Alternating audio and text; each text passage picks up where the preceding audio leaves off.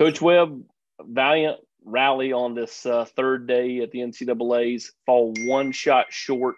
You know, pretty impressive. Your guys kind of hung in there and battled, and it seemed like at one point in your all's front nine, when you all had like 3 double bogeys in like a 5-minute span, that it was going to fall apart. But you battled back, you clawed, you almost get it done and get into the round of 15.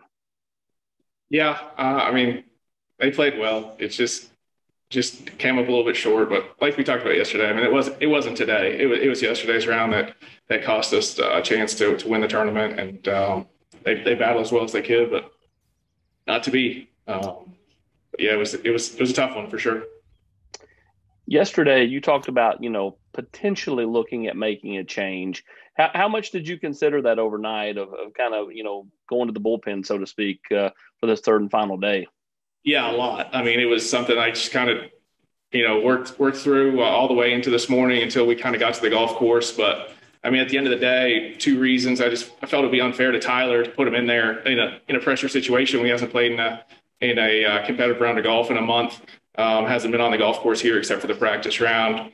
So that would have been a tough situation to put him in, and kind of, obviously we can second guess any time, but, hindsight being what it is, I definitely would have put him in because obviously Braden didn't play very well again today. But at the same time, Braden's been a great deal of this program. This is his last round of golf playing for the University of Tennessee. Going to be a top 10 career scoring average guy. Felt like he earned that opportunity to go out there and give it his best shot. And he can go out knowing that he tried his best and played his best. And, I don't need to be a guy that's making subs when a guy plays bad for 2 days. He played great at the SEC championship, played great at the regional for us. And I don't want guys next year who play bad looking over their shoulder, wondering if coach is going to sub a man just because they played one bad round of golf. So, it's a tricky situation. But like I said, hindsight, yeah, we'd love to put Tyler in there and get him some experience on this golf course. He'll certainly be in the lineup next year when we come back. But, I felt at the end of the day, Braden, earned that opportunity through the last 4 or 5 years of his work here.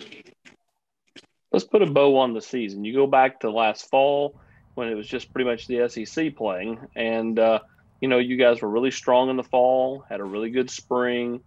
First time that Tennessee's made it to the NCAA since 2013.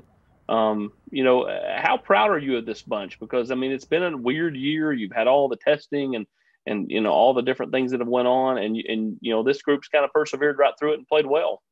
Yeah, they've done a great job. I mean, I think we're going to have the highest winning percentage in the SEC for Tennessee golf in 25 years or something, maybe even longer than that. We're playing the sixth strongest strength of schedule in the entire country. They didn't win, but we finished second 4 or 5 times and inside the top 5, I think 8 times. So, just more what they've done for the last 3 years since I've got there.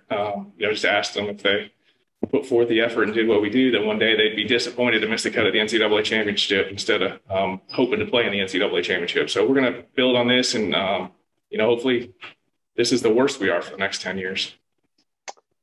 You look around campus, Coach Webb, and you see baseball, thriving under Coach Vitello, golf thriving under you, tennis thriving.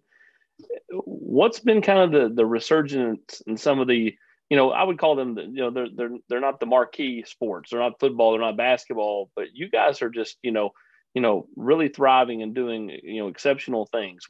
Can you pinpoint it? Is there a lot of camaraderie between the coaches on campus? Is it just each individual program thriving? What is it? Well, I think, those coaches you mentioned, we all just kind of got there in the last 3 or 4 years. And this is probably the first opportunity that we've had to show the work that's gone on behind the scenes in those 3 years. And certainly we're pushing each other, when I'm getting done the round here, Coach Woodruff is sending me text messages. Tony's texting me before we got out here. We're pushing each other to be great. And, I followed baseball in the middle of the round today, mostly right after those double bogeys when I felt like I didn't need to follow golf anymore. But it was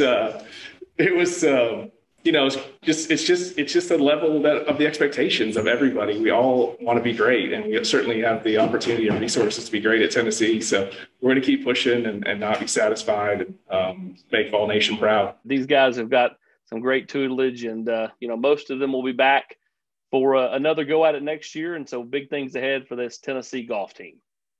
Thanks, Austin. Thank you, Coach.